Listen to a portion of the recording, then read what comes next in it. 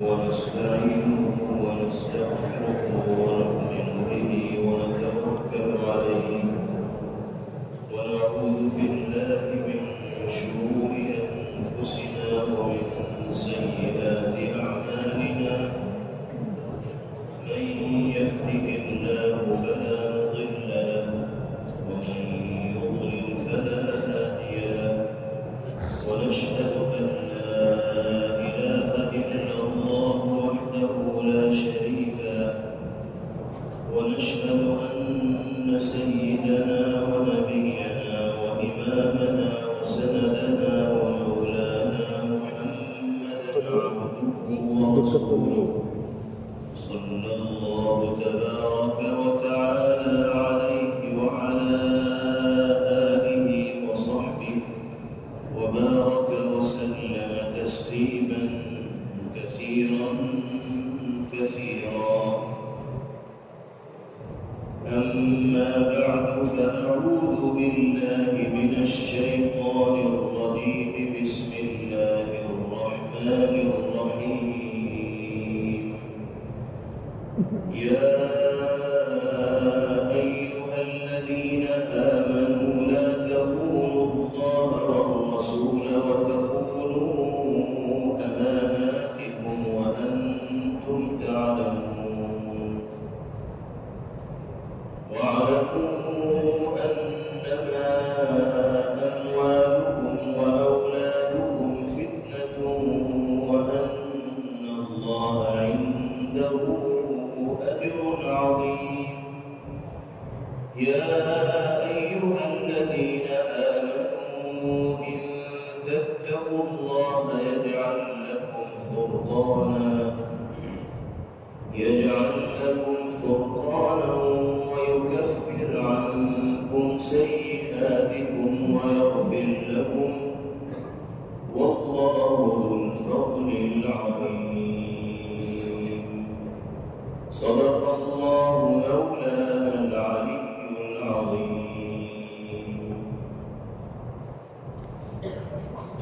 اللہ رب العزت والجلال کا فضل و کرم اور انعام و احسان ہوا کہ رمضان کے اس مبارک مہینے میں تراویح میں قرآن مقدس کو مکمل پڑھنے کی اور سننے کی سعادت اہل ایمان کو حاصل ہوئی. یہ نعمت عظمیٰ ہمیں اور آپ کو صرف اور صرف اللہ کے کرم اور اس کے فضل سے میسر ہوئی. اگر مالک کی توفیق شامل حال نہ ہوتی تو ہم کامیابی کی اس منزل تک نہ پہنچ پاتے. اللہ تعالی پڑھنے والوں کے پڑھنے کو بھی قبول فرمائے اور سننے والوں کے سننے کو بھی باری تعالی قبول فرمائے. آپ نے دیکھا کہ قرآن پاک کا دور سورہ ناس پر مکمل ہوا اور پھر تراویح کی 20ویں رکعت میں سورہ بقرہ کی ابتدائی آیات پڑھی. یہی مسنون طریقہ ہے. نبی کریم علیہ السلام نے امت کے افراد کو قرآن پاک کا ورد اسی انداز میں کرنے کی ترتیب فرمائی ہے کہ جیسے ہی قرآن کریم کا دور مکمل ہو اسی مجلس و محفل میں دوبارہ قرآن پاک کی تلاوت کا آغاز کر دیا جائے تاکہ انسان کی زندگی برابر تلاوت قرآنیہ سے منور ہو. ایسا نہ ہو کہ ایک مرتبہ قرآن پاک کا دور مکمل ہو گیا تو ہم نے منزل کو پا لی، اب دوبارہ ہمیں پڑھنے کی ضرورت نہیں. اس تصور کو ختم کرنے کے لیے پیغمبر علیہ السلام نے یہ طریقہ تلقین فرمایا کہ جس مجلس میں قرآن پاک مکمل ہو رہا اسی مجلس میں نئے سرے سے قرآن پاک کو شروع کیا. تو یہ ایسا سلسلہ ہوگا جو اس وقت تک جاری رہے گا جب تک انسان کی جان میں جان ہے. نبی کریم علیہ السلام ایک مرتبہ صحابہ کرام رضوان اللہ تعالی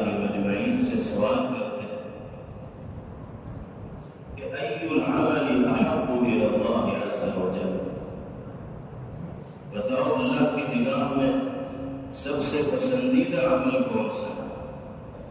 تو صحابہ کرام رضوان اللہ علیہم اجمعین نے عرض کیا کہ یا رسول اللہ، یہ تو آپ ہی صحیح طور پہ بتا سکتے ہیں کہ اللہ کی نگاہ میں سب سے پسندیدہ عمل کون سا؟ تو پیغمبر علیہ السلام نے پھر خود اس سوال کا جواب دیا اور ارشاد فرمایا الحاج المرتحل۔ صحابہ کرام رضوان اللہ علیہ اجمعین نے پوچھا کہ یا رسول اللہ، حال اور مرتحل سے کیا مراد ہے؟ تو آپ نے ارشاد فرمایا کہ قرآن پاک پڑھتے پڑھتے جہاں ایمان والا رکا ہے، پھر وہیں سے نئے سرے سے وہ قرآن پاک کی تلاوت کا آغاز کرتا ہے۔ سورہ ناس پر اگر قرآن پاک مکمل ہوا ہے تو اسی مجلس میں سورہ بقرہ کا آغاز کر دیا جائے تاکہ یہ سلسلہ تلاوت کا جاری و ساری رہے۔ اللہ نے اسی سنت کے مطابق ہمیں بھی قرآن پاک کا دور مکمل کرنے کی سعادت عطا فرمائی ہے، سننے والوں کو سماعت کا شرف بخشا ہے۔ اب ہم سب کی یہ ذمہ داری ہے کہ تلاوت کا جو یہ سلسلہ باری تعالیٰ نے ہمیں برآمد فرمایا ہے، یہ آنے والے دنوں میں بھی جاری رہنا چاہیے۔ رمضان ہی تک قرآن پاک کی تلاوت کا سلسلہ محدود نہ رہنا چاہیے، بلکہ رمضان کے بعد بھی ایمان والے کی زندگی کا کوئی دن ایسا نہ گزرنا چاہیے جس میں وہ باقاعدہ اہتمام کے ساتھ کلام الہی کی تلاوت کو انجام دینے والا نہ۔ آج کی اس مبارک مجلس میں جو مقام مقدس کی نسبت پر منعقد ہوئی ہے، ہم یہاں سے یہ عہد کر کے اٹھیں اور یہ عزم کر کے جائیں کہ اب اپنی زندگی میں کوئی دن ایسا نہیں ہونے دیں گے جس میں ہم نے تھوڑی دیر ہی صحیح کلام الہی کی تلاوت نہ کی۔ وعدہ یہ کریں کہ کھانا پینا چھوٹ سکتا ہے لیکن اللہ کے کلام کی تلاوت میں ناغہ نہیں ہو سکتا۔ ہمارے جو بھائی بہن قرآن پاک پڑھنا جانتے ہیں ان کے لیے تو کوئی مشکل نہیں، 24 گھنٹے میں 10 منٹ نکالنے، 5 منٹ نکالنے کلام الہی کی تلاوت کے لیے۔ اور جو بھائی پڑھنا نہیں جانتے وہ یہ عہد کر کے اٹھے کہ آج ہی سے قرآن پاک کی تلاوت کا سلیقہ سیکھیں گے۔ کوئی مشکل نہیں ہے، اللہ نے کلام مقدس کو آسان کیا ہے پڑھنے والوں کے لیے اور اس کے مضامین سے عبرت حاصل کرنے والوں کے لیے۔ ہم اگر تلاوت کا سلیقہ سیکھنے کا سلسلہ شروع کریں گے تو اللہ کی مدد و نصرت ہمارے شامل حال ہوگی اور انشاءاللہ مختصر سے وقفے میں ہمارے لیے اللہ کے کلام کی تلاوت آسان ہو جائے۔ یہ پہلا حق ہے کلام الہی کا کہ تلاوت سے اپنی زندگی کو روشن کیا جائے۔ آپ بتائیے کہ ہم اور آپ ہی اگر قرآن پاک کی تلاوت نہیں کریں گے تو پھر کون تلاوت کرے؟ کتنے افسوس کی بات ہے کہ آج ہمارے گھرانوں سے تلاوت کا ماحول ختم ہوتا چلا جا رہا ہے۔ ایک زمانہ وہ تھا کہ مسلم محلوں سے گزرنے والا صبح کے وقت سمجھ جایا کرتا تھا کہ ان گھروں میں اہل ایمان آباد، کیونکہ ہر گھر سے تلاوت کلام اللہ کی شیریں آواز سنائی دیا کرتی تھی۔ اور آج تو آپ شہر سے گزر جائیے، کلام الہی کی تلاوت کی آواز سنائی نہیں دے گی۔ ادھر ادھر کی آوازیں تو آ سکتی ہیں لیکن تلاوت کی آواز خان خان ہی کہیں سنائی دے تو سنائی دے، ماحول باقی نہیں رہے۔ پہلا حق قرآن پاک کا یہی ہے کہ ایمان والا قرآن کی تلاوت سے اپنی زندگی کو آباد اور روشن کرنے والا۔ ہم خود بھی تلاوت کلام اللہ کے عادی بنے، اپنے بچوں کو بھی قرآن پاک کی تلاوت کا عادی بنا، اور یہیں پر یہ بات بھی ہمیں اپنے ذہن میں رکھنی چاہیے کہ بچے اللہ کی جانب سے عطا کردہ تحفہ ہے اور امانت کے طور پر ہمیں عطا کیے گئے ہیں۔ ہماری یہ ذمہ داری ہے کہ بچوں کی تربیت، ان کی نگرانی اور نگہداشت اللہ اور اس کے رسول صلی اللہ علیہ وسلم کی مرضی اور منشا کے مطابق کریں۔ سب سے پہلے ہم اپنے بچوں کے دلوں میں اور ذہن و دماغ میں ایمانی جذبات کو رچانے کی اور بسانے کی فکر و کوشش کرنا، ان کی گھٹی میں دین و ایمان کی عظمت و محبت اس طرح ڈال دی جائے کہ زندگی کے کسی بھی موڑ پر ہمارے بچے سب کچھ کر گزرنے کو تیار ہو جائے لیکن ایمان کا سودا کرنے کے لیے تیار نہ ہو۔ بنیادی ذمہ داری ہماری یہ ہے کہ ہم خود بھی دین کے بنیادی عقائد و مسائل سے واقف و باخبر ہوں اور اپنے گھر میں پرورش پانے والے بچوں کو بھی دین کے بنیادی عقائد و مسائل سے واقف و باخبر کرنا ہوگا۔ آج کے دور کا سب سے بڑا چیلنج ہمارے اور آپ کے لیے یہی ہے، اگر ہم نے اس سلسلے میں سنجیدگی کا اور بیداری کا مظاہرہ نہ کیا تو لکھ کے رکھ لیجیے، وہ زمانہ دور نہیں جب ہم اپنی نسلوں کی ایمان کے حفاظت میں کامیاب نہیں ہو پائیں۔ ہماری زندگی تو جیسی تیسی گزر جائے گی، لیکن اگر ہم نے اپنی نسلوں کے ایمان کو بنانے کی فکر نہ کی تو دشمن نے جس طرح کے جال بچھائے ہیں اور جس طرح کی سازشیں رچی جا رہی ہیں اور جس رنگ میں ملک کے ماحول کو رکھا جا رہا ہے، خاص طور سے اسکولوں اور تعلیمی اداروں میں جس کلچر کو عام کیا جا رہا ہے، جس فکر کو پروان چڑھایا جا رہا ہے، ہمارے بچے اگر اسی کلچر، اسی فکر اور اسی ماحول کے حوالے ہو جائیں گے تو پھر ان کے ایمان کا خدا حافظ۔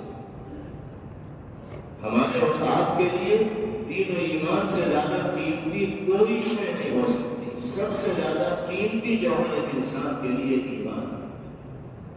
اس ایمان کی حفاظت کے لیے جان کی بازی لگانی پڑے گی تو جان کی بازی لگانی، مال کی بازی لگانی پڑے گی تو مال کی بازی لگانی، عزت و آبرو کو داؤ پہ لگانا پڑے گا تو عزت و آبرو کو بھی داؤ پہ لگائیں گے، لیکن ایمان کے لیے سودے بازی کا تصور دل میں نہ آنا چاہیے۔ آج کل جو ارتداد کے واقعات کثرت سے پیش آ رہے ہیں،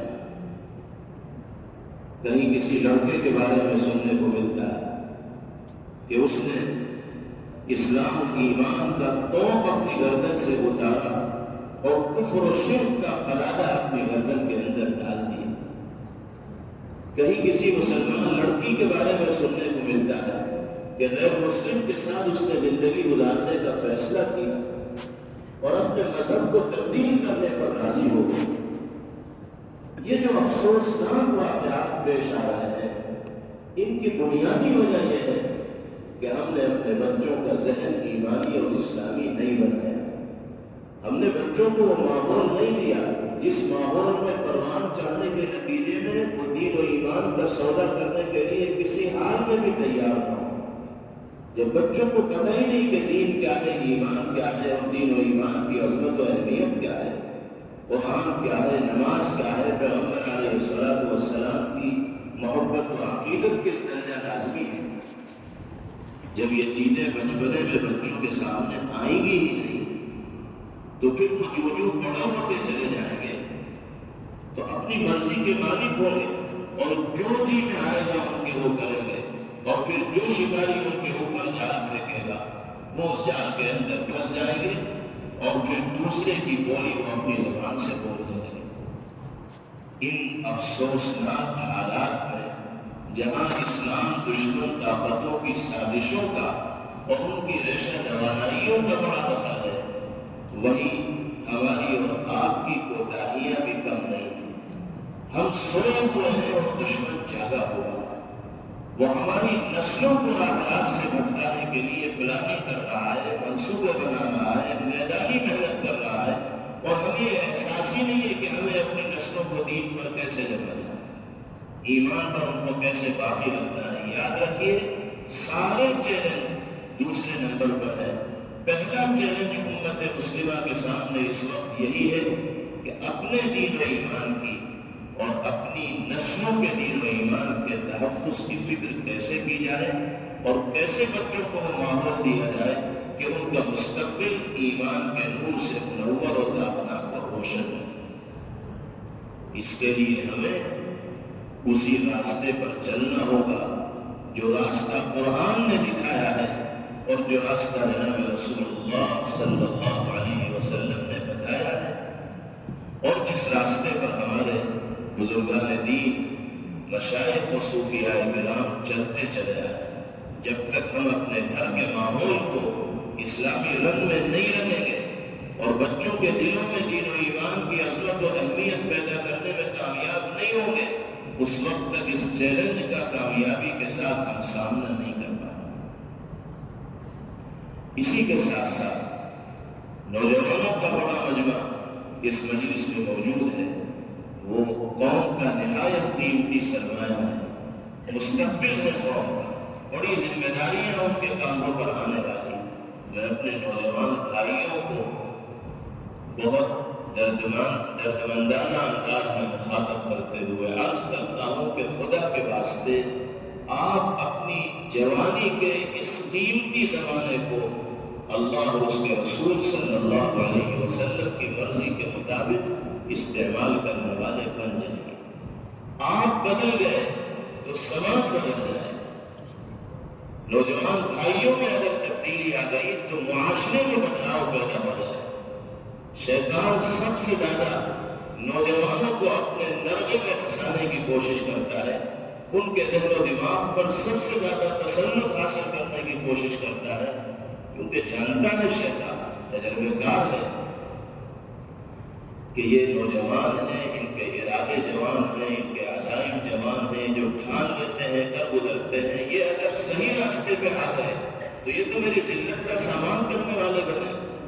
اس لیے وہ سب سے زیادہ کوشش نوجوانوں کو راہ راست سے بھٹکانے کی کرتا ہے، اور نوجوان اپنی جوانی کے ترنگ میں آ کر یہ نہیں دیکھتے کہ شیطان ہمیں ذلت و خواری کے کس گہرے گڑھے کے اندر گراتا چلا جا رہا ہے، وہ جوانی کی ترنگ میں آ کر موج مستی کرتے رہتے ہیں، خلاف شرع اعمال میں منہمک اور مشغول رہتے ہیں، اور اللہ کی ناراضی اور غصے کو دعوت دینے والے کاموں کو ذوق و شوق کے ساتھ انجام دیتے ہیں۔ آج کی اس محفل میں جو قرآن کی نسبت پر منعقد ہوئی، رمضان کا مبارک مہینہ، مبارک مہینے کا عشر اخیرہ کی بھی وہ تاک رات، جن راتوں میں سے کسی ایک کے شب قدر ہونے کا امکان ہے، اللہ کی توفیق سے نوجوان بھائی اس دینی محفل میں شریک ہوئے، یہاں سے یہ عہد کر کے اٹھے اور یہ عزم کر کے جائیں کہ انشاءاللہ شریعت و سنت کے مطابق زندگی گزاریں گے،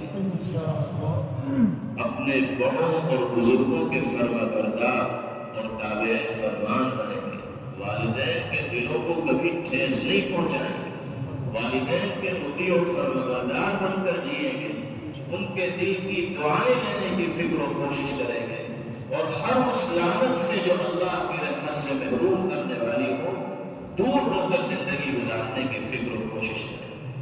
اور میں بہت صفائی کے ساتھ عرض کرنا چاہتا ہوں کہ سب سے بڑا فساد و بگاڑ جو ہمارے نوجوان بھائیوں کے طبقے میں پیدا ہو رہا ہے، وہ ملٹی میڈیا موبائل کے غیر ضروری اور غلط استعمال کی وجہ سے پیدا ہو رہا ہے۔ بار بار یہ بات کہی جاتی ہے اور لوگ اس کو تسلیم بھی کرتے ہیں، اور یہ حقیقت ہے، جس طرح شرابی کو شراب کا نشہ ہوتا ہے، جوانی کو جوئے کا نشہ ہوتا ہے، سٹے باز کو سٹے کا نشہ ہوتا ہے، ایسے ہی جن لوگوں کے دل کی دھڑکن موبائل بن جاتا ہے، ان کو موبائل کا بھی نشہ لگ جاتا ہے۔ وہ کھانا پینا چھوڑ دیں گے لیکن موبائل کے پروگرام دیکھنا نہیں چھوڑیں گے۔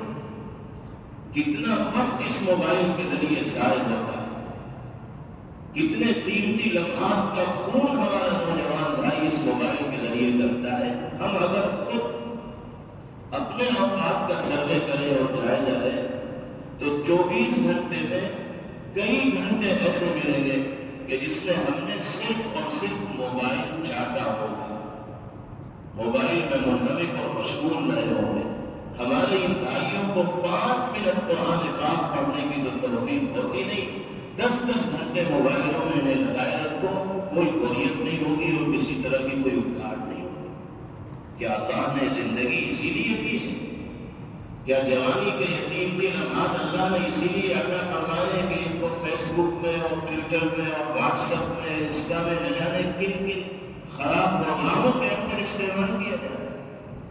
یہ ٹیکنالوجی ہے اگر اس کو صحیح استعمال کریں گے تو بہت فائدے انسان حاصل کر سکتا ہے، لیکن اسی کو اگر غلط استعمال کریں گے تو اس کے نقصانات فائدوں سے بہت بڑھ جائیں۔ اگر اللہ نے آپ کو اپنے نفس پر قابو عطا فرمایا ہے اور آپ اس ٹیکنالوجی کا صحیح استعمال کرنے کی قدرت رکھتے ہیں تو بخوشی اس کا استعمال کیجیے، اس سے دینی فائدہ اٹھائیے۔ کتابوں کے ذخائر اس کے اندر موجود ہیں، ساری دنیا کی اچھائیوں تک آپ اس کے ذریعے پہنچ سکتے ہیں۔ اگر آپ کو اپنے نفس پر قابو ہے، اپنے قلب پر قدرت ہے، تو آپ صحیح استعمال خوشی کے ساتھ کیجیے۔ لیکن اگر ہمیں اور آپ کو اپنے نفس پر قابو نہیں، اپنے آپ پر قدرت نہیں، ہم اگر اچھی چیز بھی دیکھیں گے تو ہمارا ذہن پھسل جائے گا اور خراب چیزوں کی طرف ہم چلے جائیں گے، تو پھر ہمیں جتنا دور رہنا ممکن ہو سکے اتنا دور رہ کر زندگی گزارنی چاہیے۔ اور اللہ نے زندگی کے جو قیمتی لمحات عطا فرمائے ہیں، ان کو اللہ کی مرضی اور منشا کے مطابق گزارنے کی فکر و کوشش کرنی چاہیے۔ نہایت سخت حالات سے آج امت مسلمہ گزر رہی۔ ہم اپنے ملک میں حالات دیکھ رہے ہیں کس طرح کے بنتے چلے جا رہے ہیں، کس طرح کی دقتیں، الجھنیں اور دشواریاں پیدا ہوتی چلی جا رہی ہیں۔ آزادی کے ساتھ مذہبی شعائر پر عمل کتنا مشکل ہوتا چلا جا رہا ہے۔ ایک بات تھوڑی ہے، 50 باتیں ہیں کہنے کے لیے طویل وقت درکار۔ ساری دنیا میں اسی طرح کے مسائل مشاہدے میں آ رہے ہیں۔ حد یہ ہے کہ جہاں 90% مسلمان آباد ہیں، وہاں بھی طرح طرح کے مسائل کا مسلمانوں کو سامنا کرنا پڑ رہا ہے۔ اور غزہ اور فلسطین کی جو تکلیف دہ صورتحال ہے وہ تو دنیا کے سامنے ہے۔ ظالم و جابر طاقتوں نے ظلم و جبر اور تشدد کے سارے ریکارڈ توڑ رکھے اور بربریت کا ننگا ناچ و طاقتیں ناچ رہی ہیں۔ افسوس ہے دنیا کی ان طاقتوں پر جو اپنے آپ کو عدل و انصاف کا علمبردار اور ٹھیکیدار کہتی ہیں، وہ بھی ظالموں کی ہمنوائی اور پشت پناہی کر رہی ہیں، بلکہ کھلے طور پر ان کی معین اور مددگار بنی ہوئی۔ جن کے دلوں میں ایمانی غیرت ہے، جو مظلوموں کی مدد کرنا چاہتے ہیں، وہ بے بس ہیں، نہیں کر سکتے۔ جو رافعائی بندشیں ایسی ہیں کہ ہم اگر مدد کرنا بھی چاہیں تو مدد نہیں کر سکتے، لیکن اگر مادی مدد ہم نہیں کر سکتے تو کیا ہمارے ذہن پر ان حالات کی وجہ سے فکر و تشویش نہ ہونی چاہیے؟ روزانہ کتنے بچوں کی شہادت وہاں ہوتی ہے، کتنی بچیاں یتیم ہوتی ہیں، کتنوں کا سہاگ لوٹتا ہے، کتنوں کی مائیں اس دنیا کو چھوڑ کر چلی جاتی ہیں، کتنوں کے باپ جان شہادت نوش کر لیتے ہیں۔ یہ تصور کرنا چاہیے کہ وہ لاشیں جو غزہ اور فلسطین کی سرزمین پر پڑے دکھائی دے رہے ہیں، وہ گویا کہ ہمارے علاقے میں ہے اور ہمارے گھر میں۔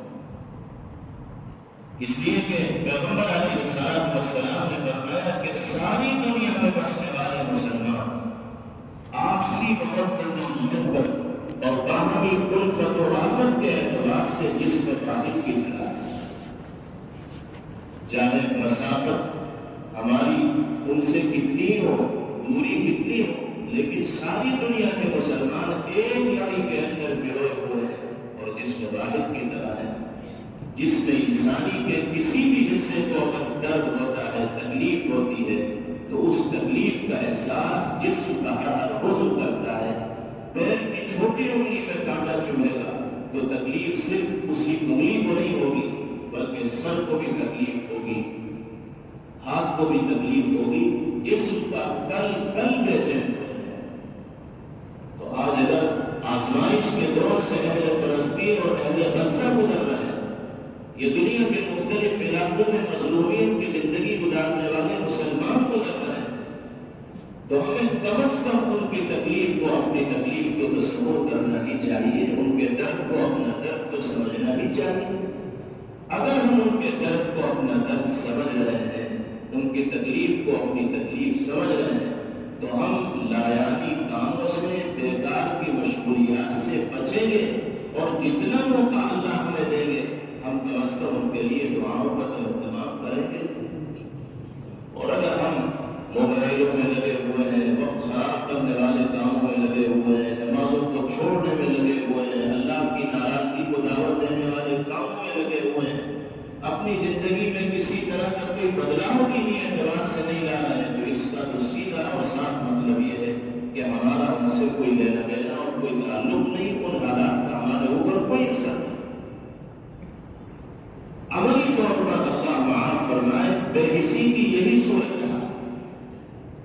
وہاں بھائی فاقہ کرنے پر مجبور ہے. رمضان کے اس مبارک مہینے میں بھی معمول کا سحر و افطار ان کو میسر نہیں.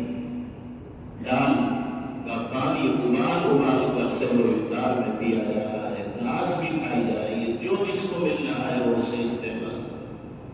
اور یہاں ہماری شادیوں اور تقریبات میں فضول خرچی اور اسراف کا سلسلہ وہی ہے جو پہلے تھا.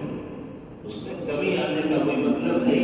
دیکھ لیے گا اب عید کے بعد فنکشن شروع ہوں گے، تقاریب شروع ہوں گی، شادیاں شروع ہوں گی، تو لاکھوں روپے ڈیکوریشن میں اڑیں گے اور نہ جانے کن کن رسومات کے اندر پانی کی طرح پیسے بہائے جائیں گے اور ساری آرزوئیں اور تمنائیں پوری کی جائیں گی. گھر والوں کے کسی بھی رسم کو نہیں چھوڑا جائے گا، نوجوانوں کی کسی خواہش کو پامال نہیں کیا جائے گا. ڈی جے بھی بجیں گے، رنگین پروگرام بھی ہوں گے اور بہت سی جگہ شراب کے جام بھی لٹائے جائیں گے. سب کچھ ہوگا. کیا ان حالات میں جبکہ امت کا ایک بہت بڑا طبقہ مظلومیت کی زندگی بسر کر رہا ہو، ایک وقت کے لیے کھانا اس کے پاس موجود نہ ہو، اس طرح کے پروگراموں کا انعقاد ہمیں ذہن دیتا ہے؟ کبھی ہم سوچیں، ٹھنڈے دل سے سوچیں کہ اللہ نے مومن ہونے کی حیثیت سے جو ذمہ داریاں ہمارے کانوں کے اوپر ڈالی ہیں، ہم کس حد تک ان ذمہ داریوں کو ادا کریں. میرے بھائیوں، بزرگوں، نوجوان ساتھیوں، قرآن پاک کی نسبت پر آج ہم یہاں جڑے ہیں اور جمع ہوئے ہیں اللہ کی توفیق سے. میرے نوجوان بھائیوں، یہاں سے انقلاب کا عہد لے کر اٹھو اور یہ ارادہ کر کے جاؤ کہ انشاءاللہ اپنی زندگی میں بھی بدلاؤ لائیں گے اور سماج و معاشرے کی صورتحال کو بھی تبدیل کریں. ہمارے یہ نوجوان بھائی اگر بزرگوں کے تابع فرمان بن کر دیندار لوگوں کی رہنمائی میں زندگی گزارتے ہوئے اور سماج کی صلاح و فلاح کا بیڑا اٹھا لیں گے تو اللہ کی مدد و نصرت قدم قدم پر آپ کے شامل حال ہوگی اور دونوں جہاں کی کامیابیاں اور کامیابیاں آپ کا مقدر بنتی چلی ہیں. اس لیے بڑی لجاجت کے ساتھ درد مندانہ اور عاجزانہ گزارش و اپیل اپنے نوجوان بھائیوں سے کی جا رہی ہے کہ خدا کے واسطے آپ بدلاؤ کا عہد کر کے یہاں سے اٹھیں اور تبدیلی کا عزم کر کے یہاں سے جائیں. اللہ کے گھر میں جو عزم و ارادہ کیا جائے گا، باری تعالیٰ اس کی تکمیل کے لیے سامان بھی پیدا کرنا ہے. کیوں وہی سب ارادہ کرتے ہیں انشاءاللہ. کوئی نماز فرض نہ چھوٹنی چاہیے، کسی کی، نوجوانوں کی بھی نہ چھوٹے اور بزرگ حضرات کی بھی نہ چھوٹے. اور روزانہ قرآن پاک کی تلاوت کا اہتمام. نمبر 3، گناہوں سے بچا جائے. بس یہ 3 کام ہیں. نمازوں کی پابندی. اللہ نے رمضان کے اس مبارک مہینے میں نمازوں کا اہتمام کرنے کی توفیق بخشی تو ایک عادت بنی ہوئی ہے، یہ عادت برقرار رہنی چاہیے. قرآن پاک کی تلاوت کی توفیق بھی اللہ نے عطا فرمائی، رمضان کی وجہ سے عادت بنی ہوئی ہے، یہ عادت بھی جاری رہنی چاہیے. گناہوں سے بھی اللہ نے اس ماہ مبارک میں بہت حد تک اپنے ایمان والے بندوں کو بچایا ہے، تو گناہوں سے دوری کا یہ مزاج رمضان کے بعد بھی باقی رہنا چاہیے. بس آج کی گفتگو کا مقصد یہی ہے کہ یہ 3 کام کبھی بھی ہم اپنی زندگی سے جدا نہیں ہونے دیں. نمبر 1، نمازوں کی پابندی. نمبر 2، قرآن پاک کی تلاوت کا اہتمام. نمبر 3، ہر طرح کے گناہوں سے بچنا. اللہ تعالی ہمیں ان اہم ہدایات و نصائح پر عمل کرنے کی توفیق فرمائے. رمضان کا وہ مبارک مہینہ جس کی برکتوں میں 1 مہینے تک تقریباً ہم نے روز و شب گزارے ہیں، جدا ہونے والا ہے۔ اس مہمان کے جانے کا وقت قریب آ گیا اور معلوم نہیں دوبارہ یہ ہمدم اور دمساز ماہ مبارک ہمیں میسر ہوئے، اللہ کے سوا کوئی نہیں جانتا۔ کتنے ہمارے بزرگ و احباب وہ تھے جو گزشتہ سال رمضان میں ہمارے ساتھ رہے، ہم ان کے ساتھ رہے، لیکن اس سال رمضان میں آنکھیں ان کو دیکھنے کے لیے ترس گئی۔ ان کے مقدر میں اس سال کا رمضان نہیں تھا، اللہ کو پیارے ہو گئے۔ آج ہم اللہ کی بارگاہ میں حاضر ہیں، رمضان کی خیرات و برکات سے مالا مال ہو رہے ہیں۔ اللہ ہمیں بار بار ان برکتوں سے مستفیض ہونے کی توفیق عطا فرمائے، لیکن ضمانت نہیں دی جا سکتی کہ آئندہ سال بھی ہم اس طرح بیٹھ پائیں گے، نہیں بیٹھ پائیں گے، کوئی صورت ہے ہی نہیں گارنٹی۔ تو اس ماہ مبارک کی جدائیگی کا وقت قریب ہے اور معلوم نہیں دوبارہ یہ مہینہ میسر ہوگا۔ اس موقع پر خوشی اس بات کی ہے کہ اللہ نے ماہ مبارک عطا فرمایا، اور حسرت اس بات پر ہے کہ یہ مہمان ہم سے جدا ہونے والا ہے۔ خوشی اور غم کے اس ملے جلے موقع پر ہمیں اس سبق کو یاد رکھنا ہے جو یہ مہینہ ہمیں دے کر جاتا ہے۔ قرآن پاک میں روزے کا مقصد بتایا گیا، تقوی، پرہیزگاری۔ یا ایھا الذین آمنوا کتب علیکم الصیام کما کتب علی الذین من قبلکم لعلکم تتقون۔ ایمان والو، تم پر روزہ اسی طرح فرض کیا گیا جیسے تم سے پہلی امتوں پر فرض کیا گیا تھا، تاکہ تقوی کی صفت سے تم مالا مال ہو جاؤ۔ یہ موقع محاسبہ کرنے کا ہے، اپنے دل میں جھانک کر جائزہ لینے کا ہے کہ کس درجہ تقوی ہم اپنی زندگی کے اندر پیدا کرنے میں کامیاب ہو سکے۔ یہ تو پورا مہینہ گزرنے کو ہے، روزے بھی اللہ نے ہمیں رکھوائے، لیکن روزوں کا جو مقصود ہے تقوی تو حاصل ہوا نہیں ہوا۔ تقوی کسے کہتے ہیں؟ تقوی نام ہے اس چیز کا کہ ایمان والا کسی بھی عمل کو انجام دیتے ہوئے اس بات کا ڈر محسوس کرے کہ کہیں اللہ اس سے ناراض نہ ہو جائے۔ انسان کسی بھی عمل کو انجام دیتے ہوئے یہ احساس اپنے دل کے اندر پیدا کرے کہ کہیں میرے اس عمل سے اللہ ناراض نہ ہو جائے، اسی کا نام تقوی ہے۔ اگر اللہ ناراض ہو جائے تو فوراً قدم پیچھے ہٹا دے، اور اگر دل اس بات کی گواہی دے رہا ہے کہ یہ عمل اللہ کی ناراضگی کا سبب نہیں بنے گا اور شریعت و سنت میں اس کی اجازت ہے تو اس عمل کو انجام دے دیا جائے۔ اللہ تعالیٰ اس جذبے سے اور احساس سے ہم سب کو مالا مال فرمائے۔ اللہ بڑے مستغنی اور بے نیاز ہیں، وہ اپنے بندوں کو نیکیوں اور اعمال صالحہ کی توفیق بھی مرحمت فرما دیتے ہیں، لیکن کچھ نہیں کہا جا سکتا کہ کس کا عمل اللہ کی بارگاہ میں مقبول ہوگا اور کس کا عمل مقبول نہیں۔ اس لیے چاہے جتنی نیکیاں کر لی جائیں، چاہے جتنے روزے رکھ لیے جائیں، چاہے جتنی نمازیں پڑھ لی جائیں، ہر وقت ڈرتے رہنا چاہیے اس بات سے کہ کہیں اللہ ناراض ہو کر ہماری نیکیوں کو مسترد نہ کر دے، بے وزن نہ کر دے۔ یہی تقدیم نبی کریم علیہ السلام کی ہے، اور ہم اپنے بزرگوں کی زندگی میں بھی اسی طرح کے جذبات کا مشاہدہ کرتے ہیں۔ حضرت شیخ الہند مولانا محمود حسن دیوبندی نور اللہ مرقدہ، جو شہر دیوبند ہی کے لیے نہیں بلکہ عالم اسلام کے لیے ایک قابل فخر ہستی کی حیثیت رکھنے والی شخصیت، اور مختلف میدانوں میں حضرت نے اللہ کی رضا کے لیے جو کارہائے نمایاں انجام دیے ہیں اور جو خدمات انجام دی ہیں وہ سنہرے حروف سے لکھے جانے کے لائق۔ اگر ایک طرف دارالعلوم دیوبند کی مسجد حدیث پر بیٹھ کر آپ امت کے افراد کو علوم نبویہ سے مالا مال فرما رہے ہیں، تو دوسری طرف وقت کی ظالم و جابر انگریزی طاقت کے مقابلے میں سیسا پلائی ہوئی دیوار کی طرح بھی اللہ کا یہ ولی کھڑا دکھائی دیتا ہے۔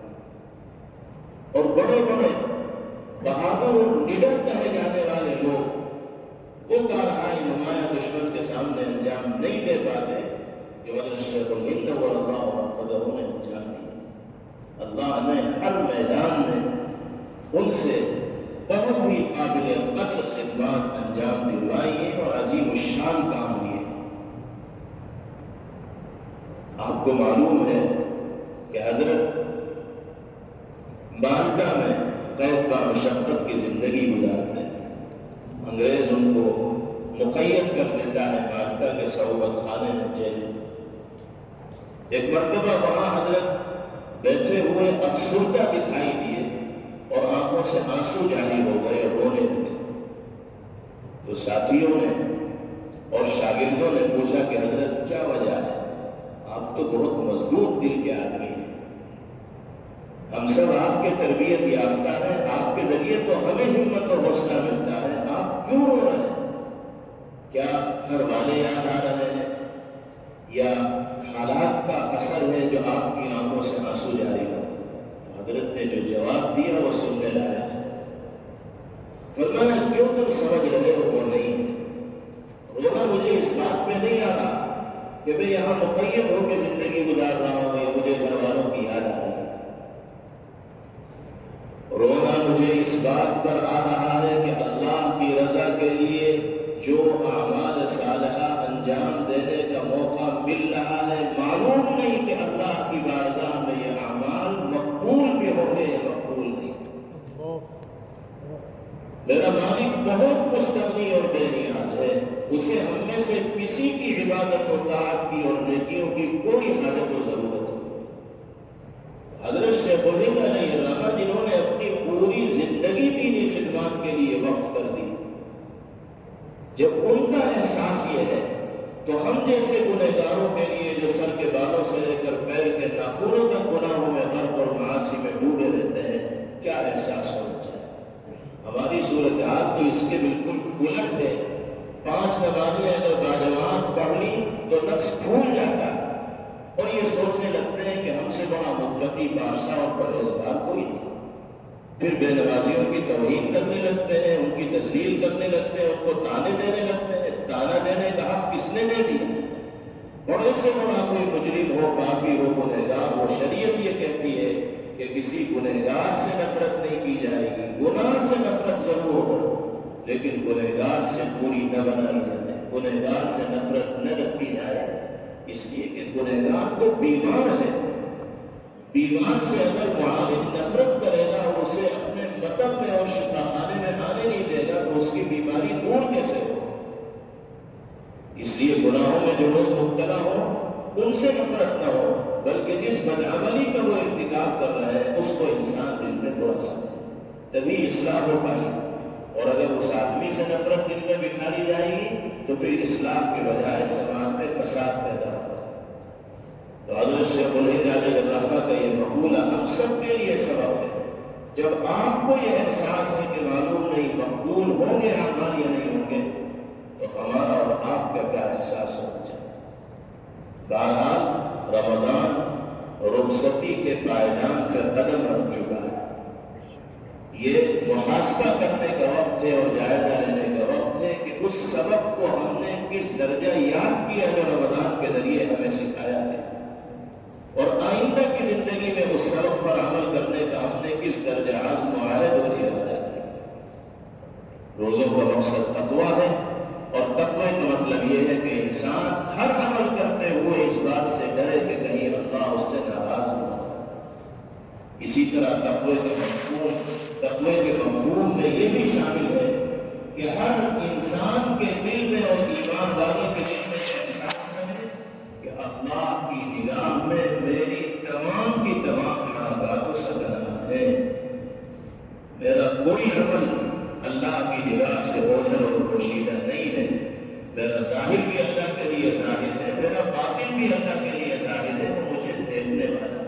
جب یہ احساس انسان کے دل کے اندر زندہ ہوگا تو پھر اسے اللہ کی نافرمانی کی جرأت و ہمت کرنے کا موقع نہیں ملے گا۔ تو ہمیں اس موقع پر رمضان کے ذریعے سکھائے ہوئے سبق کو بھی یاد رکھنا ہے اور آنے والی زندگی میں اس سبق کی ہدایات اور تعلیمات کے مطابق زندگی گزارنے کی فکر و کوشش بھی کرنی ہے۔ اللہ تعالیٰ بار بار رمضان کا یہ مبارک مہینہ ہماری زندگی کے اندر لائے اور رمضان کی خیرات و برکات سے بار بار اللہ پاک مستفید ہونے کے مواقع میسر فرمائیں۔ جو آیات آپ کے سامنے تلاوت کی گئی تھی اس میں بھی اللہ رب العزت والجلال نے اسی مضمون سے متعلق مضامین ذکر فرمائے ہیں اور اہل ایمان کو دنیا میں بسنے والے انسانوں کو یہ نصیحت فرمائی ہے کہ اللہ اور اس کے رسول صلی اللہ تعالی علیہ وسلم کے حقوق کی ادائیگی میں کوتاہی کرنے والے اور اللہ کے بندوں کے حقوق کی ادائیگی میں کوتاہی کرنے والے مت بنو۔ فرمایا جا رہا یا ایھا الذین آمنوا لا تخونوا اللہ والرسول وتخونوا اماناتکم وانتم تعلمون۔ اے ایمان والو، اللہ اور رسول سے بے وفائی نہ کرنا اور نہ جانتے بوجھتے اپنی امانتوں میں خیانت کے مرتکب ہونا۔ وَاعْلَمُوا أَنَّمَا أَمْوَالُكُمْ وَأَوْلَادُكُمْ فِتْنَةٌ وَأَنَّ اللَّهَ عِندَهُ أَجْرٌ عَظِيمٌ۔ اور یہ بات سمجھ لو کہ تمہارے مال اور تمہاری اولاد ایک آزمائش ہے اور یہ کہ عظیم انعام اللہ ہی کے پاس ہے۔ آخری آیت میں تقوی کے فوائد ذکر کیے گئے اور ارشاد فرمایا یا ایھا الذین آمنوا ان تتقوا اللہ یجعل لکم فرقانا ویکفر عنکم سیئاتکم ویغفر لکم واللہ ذو الفضل العظیم۔ اے ایمان والو، اگر تم اللہ کے ساتھ تقوی کی روش اختیار کرو گے تو وہ تمہیں حق و باطل کی تمیز عطا کر دے گا اور تمہاری برائیوں کا کفارہ کر دے گا اور تمہیں مغفرت سے نواز دے گا اور اللہ فضل عظیم کا مالک ہے۔ اللہ تعالی ہم سب کو ان آیات قرآنیہ کے ذریعے پیش کی جانے والی ہدایات پر عمل کرنے کی توفیق نصیب فرمائے۔ اللہ ہمیں اپنا مطیع و فرمانبردار بھی بنائے، اپنے حبیب کا متبع اور مطیع بنائے اور اپنے بھائیوں اور بہنوں کے حقوق کی ادائیگی کی توفیق بھی باری تعالی ہم سب کو میسر اور نصیب فرمائے۔ وآخر دعوانا الحمد للہ رب العالمین۔ Thanks for watching. Don't forget to like, comment, share and subscribe to Al Wahid channel.